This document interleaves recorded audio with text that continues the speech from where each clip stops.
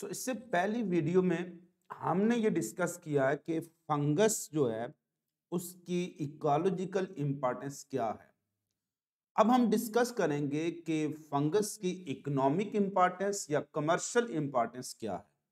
Commercial importance या किसी भी ऑर्गेनिज्म की इम्पोर्टेंस या किसी भी चीज की इम्पोर्टेंस में आपने हमेशा याद रखना कि उसके फायदे और उसके नुकसानात यानी एडवांटेजेस और डिसएडवांटेजेस, यूजफुल और हार्मफुल दोनों एस्पेक्ट को डिस्कस किया जाता है।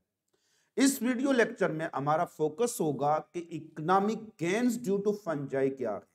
हम फंजाई से क्या क्या माशी फायदा हासिल कर सकते हैं, यानी आम अल्फाज में अगर हम बात करें फंगस से हम पैसे कैसे कमा सकते हैं, जिसको हम कमर्शियल तजारत या इकोनॉमिक इंपॉर्टेंस कह रहे होते हैं। अब जो फंगस की इकोनॉमिक गेन्स हैं, यानी फंगस की वजह से जो हमें फायदे मिलते हैं यानी एडवांटेजेस हैं, उसको मैंने यहां पर एक लिस्ट बनाई है कि जब भी आप ये क्वेश्चन अटेम्प्ट करो तो जब एक्सटेंसिव क्वेश्चन में आपसे पूछा जाए कि right a note on economic gains of fungi, तो आपको ये पता होना चाहिए कि हमने इसमें ये पॉइंट डिस्कस करने हैं। यानी फंगस ऐसा सोर्स ऑफ फूड, फंगस को हम फूड इंडस्ट्री में कैसे यूज कर सकते हैं, फंगस को हम मेडिकल इंडस्ट्री में कैसे यूज कर सकते हैं, फंगस को हम टेक्सटाइल इंडस्ट्री में कैसे यूज कर सकते हैं और रिसर्च इंडस्ट्री में हम कैसे यूज कर सकते हैं। यहां पर एक इंपॉर्टेंट सेगमेंट जिसको बताना जरूरी है कि जब हम सोर्स ऑफ फूड की बात करेंगे तो हम फंगस को बजाते खुद फंगस खाई जाएगी as a source of food, यानी फंगस को हम खाएंगे, एडेबल होगी वो। लेकिन जब हम फंगस को फूड इंडस्ट्री में इसके यूजेस की बात करेंगे तो वहां फंगस नहीं खाई जाएगी बल्कि फंगस से हासिल होने वाले प्रोडक्ट को खाया जाएगा। यानी कुछ ऐसे प्रोडक्ट्स होंगे जो कि हम फंगस से हासिल करते हैं और हम अक्सर एज ए फूड उनको यूज कर रहे होते हैं। सो वन बाय वन हम डिस्कस करते हैं कि fungus as a source of food, इसमें हमने क्या डिस्कस करना है। तो फंगस सोर्स ऑफ फूड है नॉट फॉर ह्यूमन ओनली, सिर्फ ह्यूमन के लिए नहीं है बल्कि ये दूसरे एनिमल्स के लिए भी है। तो fungus is the source of food for human as well as other animal. पहले हम देखते हैं ह्यूमन के लिहाज से। तो ह्यूमन के लिहाज से वो तमाम फंगस जो टॉक्सिक नहीं है उनको हम कहेंगे एडेबल फंगस, वो इंपॉर्टेंट हैं, उनको हम खा सकते हैं और ये सोर्स ऑफ फूड यूज हो सकती हैं। मशरूम पिज्जा अक्सर आप देख रहे होते हैं कि हम पिज्जे के ऊपर मशरूम्स की टॉपिंग कर रहे होते हैं। अब इसमें एग्जांपल्स आपको याद आने चाहिए, यानी कौन कौन सी ऐसी फंगस हैं जो सोर्स ऑफ फूड यूज हो सकती हैं। ये आपसे शॉर्ट क्वेश्चन पूछा जा सकता है। In list various fungus that are edible और that are used as a source of food. तकरीबन मशरूम जिनका तल्लुक बेसिडियोमाइकोटा से है, उसकी 200 के करीब स्पीशीज क्या होती हैं, वो एडेबल हैं और सोर्स ऑफ फूड यूज हो सकती हैं। मॉडर्न रिसर्च में ये नंबर इससे भी ज्यादा है। मैं यहां पर जो डाटा लिख रहा हूं इसका तल्लुक पंजाब टेक्स्ट बुक बोर्ड से है, जो कि काफी पुराना एडिशन है। अब जो एगेरिकस स्पीशीज है, एक मशरूम्स है एगेरिकस, वो यूज होती है as a common source of food. फिर कुछ मोरल्स और ट्रफल हैं, इन दोनों का तल्लुक किससे है, फाइलम एस्कोमाइकोटा से। It's mean most of the edible fungus belong to Ascomycota and Basidiomycota. Basidiomycota से तल्लुक किसका है, एगेरिकस यानी मशरूम्स का है, और एस्कोमाइकोटा से तल्लुक है मोरल्स और ट्रफल का। मोरल में मार्कुला एस्कुलेंटा। नेक्स्ट स्लाइड में आपको इनकी एग्जांपल भी बताऊंगा, इनकी डायग्राम भी बताऊंगा ताकि आप इनको आइडेंटिफाई कर सकें। और ट्रफल्स में कुछ ट्यूबर स्पीशीज होती हैं। ट्यूबर वो चीज होती है जो अंडरग्राउंड होती है, तो ये वो फंगस होती है जो अंडरग्राउंड पाई जाती है जमीन के नीचे। फॉर अदर एनिमल अगर हम बात करें तो रेंडियर मोस एक लाइकन होता है जो कि यूज होता है as a source of food for reindeer यानी काला हिरन, और कुछ अदर एनिमल इसको चारे के सूरत में चरते हैं, इससे खुराक लेते हैं। But beware of some poisonous mushrooms. All these poisonous mushrooms are collectively called toadstool. Toadstool जो होती हैं ये एक टर्म है जो कि तमाम पॉइजनस मशरूम के लिए यूज हो सकती है। ये शॉर्ट क्वेश्चन आपसे पूछा जा सकता है, व्हाट आर toadstools? तो toadstools are all poisonous mushrooms are collectively termed as toadstool. इनकी दो एग्जांपल्स हैं जो इनके कॉमन नेम है, वो डेथ कैप और डेथ एंजल हैं, और एक है जैकोलेटन। जो डेथ कैप या डेथ एंजल है वो एक ही स्पीशीज का नाम है जिसका साइंटिफिक नेम है एमानिटा। जबकि जैकोलेटान का साइंटिफिक नेम है ओम्फालोटस ओलियारियस। अब हम देखते हैं कि ये जो फंगस मैंने डिस्कस की है ये कैसी हैं। सबसे पहले हमने देखा एगैरिका स्पीशीज इस तरह की होती हैं और ये एडेबल होती हैं, मशरूम्स हैं, खुम्बी भी इनको कह रहे होते हैं कॉमन जो अल्फाज में। फिर मोरल्स में मार्कुला स्केलेंटा है, ये एक मार्कुला स्केलेंटा है, बड़ी डिलीशियस होती हैं और बड़ी ही ये कॉस्टली भी हैं। अमेरिका के अंदर आप इनकी तजारत कर सकते हो और कई डॉलर्स के अंदर, मैं सर्च कर रहा था, कुछ $67 तक बिक रही हैं, कुछ इससे भी ज्यादा अमाउंट में बिक रही हैं। तो ये मोरल्स हैं, बहुत डिलीशियस होती हैं, एंटी कैंसरस इनके अंदर कुछ प्रॉपर्टीज मौजूद होती हैं और बहुत ही लजीज होती हैं। इनको कुक करके खाया जाता है, अक्सर पका के खाते हैं इनको। नेक्स्ट है हमारे पास कुछ ट्यूबर फंजाई। ये सारी फंजाई जो मैंने इनको पर्सनली एक्सपीरियंस भी किया हुआ, देखा हुआ भी है, खाई भी हैं बड़े, और इनका प्रैक्टिकल एक्सपीरियंस भी मेरे पास मौजूद है। ट्यूबर कहते हैं कोई भी चीज जो अंडरग्राउंड पाई जाती है, और कुछ फंजाई होती हैं जिनका तलक एस्कोमाइकोटासिया, वो भी जमीन के नीचे होती है, इनको कहते हैं ट्यूबर फंजाई। ये जमीन के अंदर ग्रो करती हैं, जस्ट टॉप लेयर में ही होती हैं, अक्सर टॉप लेयर में। और ये जब ग्रो करती हैं तो बहुत ज्यादा एरिया में बहुत ही इनकी मखसूस किस्म की एक चार्मिंग सी स्मेल होती है, एपिटाइजिंग स्मेल होती है, जो आपको भूख लगा देती है, खाने पर मजबूर करती है। तो हमारे एरिया में जब भी ये ग्रो करती थी तो हर तरफ खुशबू, इनकी महक जो होती है वो फैल जाती थी, और हमें पता चल जाता है कि अब ये मशरूम्स कहीं से ग्रो कर गई हैं। और फिर हम ऐसे ऐसे करके स्निफर जैसे स्निफ करते हैं, किसी को सूंघ कर हम इनका पीछा करते थे किस एरिया में है, फिर उस एरिया में जाकर हम इसको तलाश करते थे और ये खाते थे। और कुछ इतनी लजीज होती हैं, कुछ बिल्कुल पोटैटो की तरह होती है, छोटे छोटे पोटैटो की तरह, और इनको पकाने की जरूरत नहीं होती, कच्ची भी खा सकते थे, थोड़ा थोड़ा इनका खट्टा सा टेस्ट होता है इनका। और कुछ इतनी लजीज होती थी, चॉकलेट की तरह होती थी, और हम उसको अपनी जुबान में मड्डू कहते थे, और बहुत ही डिलीशियस होती हैं। मैंने चूंकि पर्सनल एक्सपीरियंस किया हुआ, जब हम बचपन में होते थे तो बहुत ज्यादा इनको खाया करते थे, और शौक से। अक्सर ये जो मौसम बरसात आ रहा है इसमें ये बहुत ज्यादा ग्रो करती थी। अब हम आते हैं पॉइजनस मशरूम को कलेक्टिवली टोड स्टूल कह रहे होते हैं। टोड वैसे मेंढक को भी कहते हैं और स्टूल फुजले को कहते हैं। ये कॉमन सा नेम है, शुरू में कहा जाता था कि मेंढक ये जहर खारिज करता है। चूंकि ये उस वक्त की पुरानी हकायात हैं तो इनका कोई साइंटिफिक बेसिस नहीं है। तो ये वो मशरूम्स हैं जो कि जहरीली होती हैं, तो हम टोड स्टूल इसलिए कह रहे हैं कि जहरीला को फुजला है उसका। तो ये कलेक्टिव टर्म यूज होती है फॉर ऑल पॉइजनस मशरूम। तो पॉइजनस मशरूम को शॉर्टकट डेथ कैप या डेथ एंजल कहते हैं। देखिए ये कैप लाइक स्ट्रक्चर है ना। अब जब लोग इसको खाते थे, बाज़ औक़ात किसी ने अगर ये कुक की और बड़े पैमाने पर लोगों ने खा ली और ज्यादातर लोगों की डेथ हो जाती थी, तो इसके लिए इसको कहा जाता है कि ये तबाही का फरिश्ता है। तो डेथ कैप या death angel is a common phrase used for fungus, commonly scientifically उसका नाम क्या है, एमानेटा। तो एमानेटा species are toxic mushrooms and they are commonly called death cap or death angel. Cap mean cap like structure, तबाही की टोपी है या तबाही का फरिश्ता है। ये कॉमन नेम है जो उस वक्त जब साइंस का इतना इल्म नहीं था, तो ये लोगों की अपनी रवायती नाम है इसके।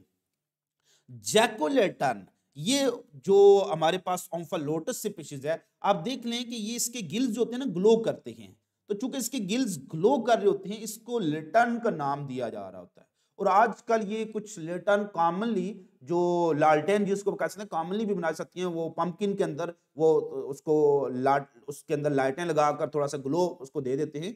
तो जब भी इस जो फंगस के गिल्स पर रोशनी पड़ती है तो ये ग्लो करती है, इसलिए इसको जैक साइंटिस्ट की बेस पर जैकोलेटन कह रहे होते हैं। ये इसका कॉमन नेम है। रेंडियर मोस, बायोलॉजी में बहुत से ऐसे नाम भी आप देखेंगे जिनका ताल्लुक दो डिफरेंट चीजों से होगा, यानी मुख्तलिफ चीजों के मिलाप से वो नाम मिला होगा। मोस इसलिए इसको कहते हैं चूंकि, रेंडियर इसलिए इसको कहते हैं मोस, एक्चुअली रेंडियर मोस क्या है, ये लाइकन है। रेंडियर मोस क्या है, लाइकन है।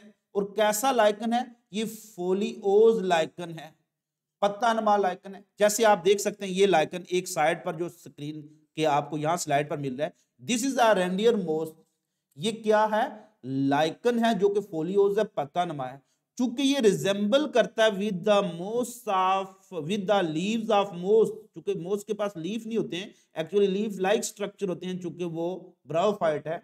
तो चूंकि ये फोलियोज लाइकन रिजेंबल करता है विद मोस प्लांट उससे रिजेंबल कर रहा है, इसलिए इस लाइकन का नाम रखा गया मोस। लेकिन इसको खाता शौक से क्या, ये काला हिरन, इसको रेंडियर कहते हैं। तो रेंडियर मोस इज नॉट मोस नॉट रेंडियर, ना ये काला हिरन है ना ये मोस है, ये रिजेंबल करता है, ये एक्चुअली फोलियोज लाइकन है। It resemble with moss plant but eaten by reindeer, so it is called reindeer moss. It is a source of food for reindeer. अब हम आते हैं फंगस को फूड इंडस्ट्री में हम कैसे यूज कर सकते हैं।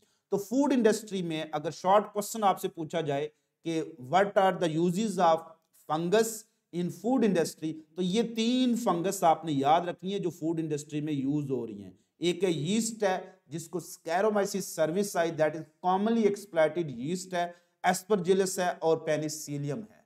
यीस्ट से हम क्या बनाते हैं, ब्रेड और लिक्विड, डबल रोटी और वाइन, चूंकि ये अल्कोहलिक फर्मेंटेशन कर सकती है, ये ग्लूकोज को कन्वर्ट करती है किसके अंदर, ethanol. Ethanol is ethyl alcohol, जिसको हम वाइन या शराब कहते हैं, और इससे कार्बन डाइऑक्साइड, और ये फर्मेंटेशन यूज करके हम आटे को किस में कन्वर्ट करते हैं, डबल रोटी में। उस आटे के अंदर हम एक्चुअली फर्मेंटेशन करते हैं, खमीर डालते हैं, यीस्ट का खमीर डालते हैं, और इसमें जब अल्कोहलिक फर्मेंटेशन होती है तो डबल रोटी आप देखें वो स्वेल हुई होती है, क्योंकि उसमें कार्बन डाइऑक्साइड निकलती है तो वह स्वेल हो जाती है। पेनिसिलियन स्पीशीज हम यूज करते हैं एक जायका देने के लिए, एक खास किस्म का टेस्ट देने के लिए, एरोमा मीन उसको खुशबू देने के लिए, और कलर सर्टन चीज यानी पनीर के लिए। एस्परजिलस जो होती है ये सोयाबीन को फर्मेंटेशन करके सोया सॉस और सोया पेस्ट में कन्वर्ट करती है, और इसे हम सिट्रिक एसिड भी बना सकते हैं। अब हम देखते हैं कि ये क्या चीजें हैं। जैसे आप यीस्ट देख सकते हैं, इसी यीस्ट से हम क्या बना रहे हैं, क्योंकि yeast is have the ability of alcoholic fermentation, that is a type of anaerobic respiration that convert glucose into ethanol and carbon dioxide. Because of this property, yeast is used to form this bread and ethyl alcohol यानी liquor etc. ये है पनीर जो अक्सर protein product होता है, दूध से बनाया जाता है। तो पेनिसिलियम के जरिए हम इसको एरोमा, एक खास किस्म का फ्लेवर दे रहे होते हैं, कलर दे रहे होते हैं और टेस्ट दे रहे होते हैं। तो डिफरेंट चीज को हम ये एरोमा, कलर और टेस्ट देने के लिए हम पेनिसिलियम को यूज कर रहे होते हैं। This is called Aspergillus. Aspergillus जो फंगस है, इसी से हमारे पास ये सोयाबीन है, इसी सोयाबीन से आप सोया सॉस भी बना रहे होते हैं, और इसी से सोया पेस्ट भी बनाते हैं, और इसी से हम सिट्रिक एसिड यानी सिरका हासिल करते हैं। अब हम देखते हैं कि फंगस को मेडिकल इंडस्ट्री में हम कैसे यूज कर सकते हैं। अगर शॉर्ट क्वेश्चन आ जाए, इन लिस्ट वेरियस फंगस या various product that are obtained from fungus in medical industry, तो ये हैं। तो मेडिकल इंडस्ट्री में हम फंगस से 2 तरह के बड़े प्रोडक्ट हासिल कर रहे होते हैं, एक है एंटीबायोटिक्स और दूसरा है ड्रग्स। एंटीबायोटिक्स वो केमिकल्स होते हैं एंटी मीन के against, that are against the microbial life, यानी जो बैक्टीरिया और फंजाई के खिलाफ यूज होती हैं। तो ऐसे केमिकल जो बैक्टीरिया या फंगस की को किल करते हैं उनको कहते हैं एंटीबायोटिक्स। इनमें से कुछ एंटीबायोटिक्स ऐसी होती हैं जो सिर्फ बैक्टीरिया को किल करती हैं, उनको कहते हैं एंटी बैक्टीरियल, और कुछ एंटीबायोटिक्स ऐसी होती हैं जो सिर्फ फंगस को किल करती हैं, उनको कहते हैं एंटी फंगल एंटीबायोटिक्स। तो 2 बड़ी जो एंटीबायोटिक्स हैं वो हम फंगस से हासिल करते हैं। Penicillin, that was the firstly discovered antibiotics and it was discovered from a fungus called Penicillium, also called blue green mold or imperfect fungi। तो ये एक्चुअली एंटीबैक्टीरियल प्रॉपर्टी रखती है।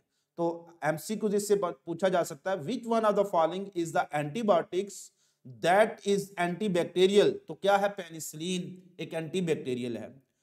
इसके बाद ग्रिसियोफिल्विन, ये वो एंटीबायोटिक है जो एंटी फंगल है। तो एमसीक्यूज ऐसा आ सकता है, which one the following product is obtained from fungus and work against fungus? हासिल भी फंगस से होती है और काम भी अगेंस्ट फंगस करती है। तो it is obtained from a fungus and inhibit fungal growth।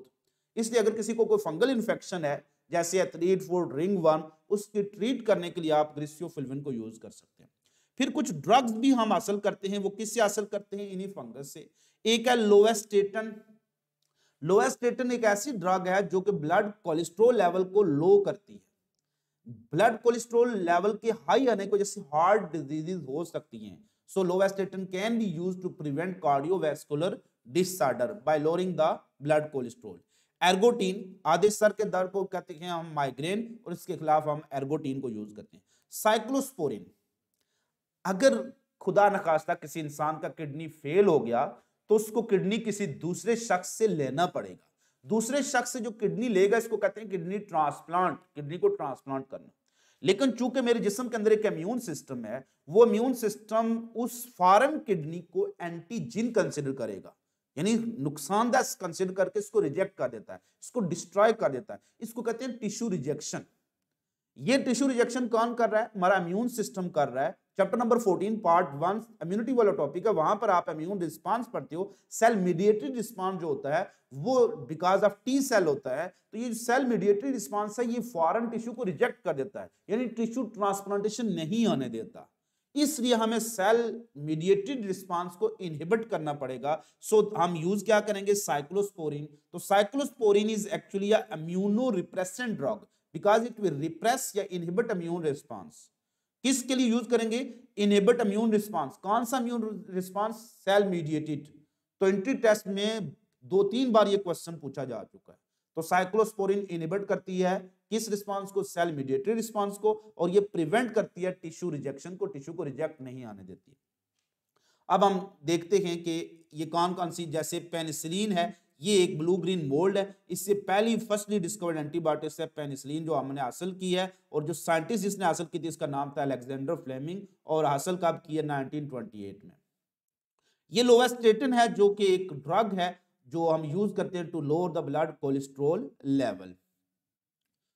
उसके बाद साइक्लोस्पोरिन है जो कि हम यूज करते हैं to inhibit the T cell, यानी to actually block the cell mediated response, और टिश्यू ट्रांसप्लांटेशन के लिए हम इसको यूज करते हैं। ये इस फंगस जिससे हासिल होती है इसका नाम है ट्रिकोडर्मा पॉलीस्पोरम, ये इस फंगस से हासिल होती है। एर्गोटीन, ये आधे सर का जो दर्द होता है हमारा एक साइड पर, इसको माइग्रेन कहते हैं, और इसके लिए जो हम केमिकल हासिल होते हैं, ये एक पर्पल एर्गट फंगस है। इस पर्पल एर्गट फंगस से केमिकल हासिल होता है दैट इज कॉल्ड एर्गोटीन, और इस माइग्रेन के खिलाफ वो इफेक्टिव होता है। ग्लिसोफिल्विन ये एक एंटी फंगल एंटीबायोटिक्स है जो अक्सर इनहिबिट करती है फंगस ग्रोथ को, और पेनिसिलियम से ये हासिल होती है। ग्लिसोफिल्विन उसका फुल नेम है फंगस का जिससे ये हासिल होती है। अब हम देखते हैं कि टेक्सटाइल इंडस्ट्री में, यानी कपड़ा बनाने की सनत में, लाइकन को हम कैसे यूज करते हैं। तो लाइकन को हम एज ए डाइज यूज करते हैं। डिफरेंट कलर होते हैं लाइकन के, तो इनसे हम डाइज एक्सट्रैक्ट करके कपड़ों को मुख्तलिफ कलर दे रहे होते हैं। जैसे ये डिफरेंट डाइज आप देखते हैं, ये लाइकन से ऑब्टेन हो रहे हैं, और आप तो बहुत से, एक पूरी कंपनी भी है लाइकन जिसका नाम है, और उससे ये बालों को डाई करने के लिए भी वो केमिकल बना रही है। आखिर में रिसर्च इंडस्ट्री में, यानी तहकीक के पर्पस के लिए हम फंगस को कैसे यूज कर सकते हैं। तो एक फंगस है यीस्ट, ये हैवीली यूज्ड होती है रिसर्च इंडस्ट्री में because of it's so many great biochemical and genetic information. First artificial chromosome, जिसको यीस्ट आर्टिफिशियल प्लाज्मिड भी कहते हैं या क्रोमोसोम भी कहते हैं, यैक कहते हैं इसको, ये इसी यीस्ट से बनाया गया था। एक टेक्निक है जीनोम सीक्वेंसिंग, जिसमें हम हमारे जिस्म के अंदर जितना भी डीएनए है जिसको जीनोम कहेंगे, इसकी तरतीब यानी sequence of nucleotide find out कर सकते हैं। सेकेंड ईयर में ह्यूमन जीनोम प्रोजेक्ट में इसको डिस्कस किया जाता है। तो एक उस ह्यूमन प्रोजेक्ट के तहत जो फर्स्ट यूकैरियोट जिसका हमने जीनोम कंप्लीटली सीक्वेंस किया वो क्या था? यीस्ट थी। इसके अलावा हम यीस्ट को यूज कर रहे हैं फॉर द रिसर्च, इसके लिए हम इन्वेस्टिगेशन कर रहे हैं यीस्ट के ऊपर कि हम इससे हार्मोन कैसे हासिल कर सकते हैं डिफरेंट किस्म की। फिर एक पिंक मोल्ड है दैट इज कॉल्ड न्यूरोस्पोरा, जो कि आजकल फंगस में रिसर्च इंडस्ट्री में बहुत ज्यादा यूज हो रही है। यह यीस्ट जो हम अक्सर रिसर्च इंडस्ट्री में यूज कर रहे हैं, ये चूंकि बडिंग के जरिए ग्रो करती है, तो ये छोटी छोटी आप बड देख सकते हैं इसके साथ बनी है। ये पूरी यीस्ट की डिफरेंट पूरी कॉलोनी है। न्यूरोस्पोरा ये पिंक मोल्ड है जो कि जेनेटिक रिसर्च में बहुत ज्यादा यूज होती है।